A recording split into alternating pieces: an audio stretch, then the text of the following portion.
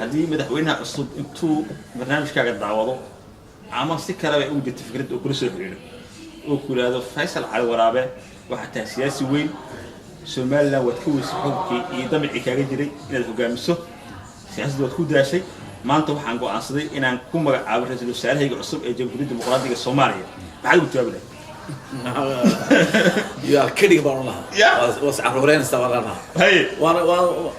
halkan bay ku jirtaa nin ii soo diray hey text message oo leh waxaan ku talinahay in waqtigan xaadirka ah kritika in adiga laga dhigay wasaare you are kidding by was arrogant sawarana hey anigu waxa weey siyaasadda waxaan u galay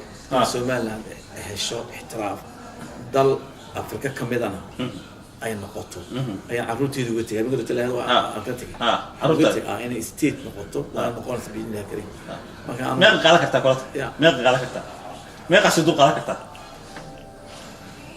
I love your life ma de waa imaka wax la tay wixii hadda ka dambeeya 10 years one decade after 5 years adu badnaan 5 sano anu hadaan soo baxay doorasho soo socda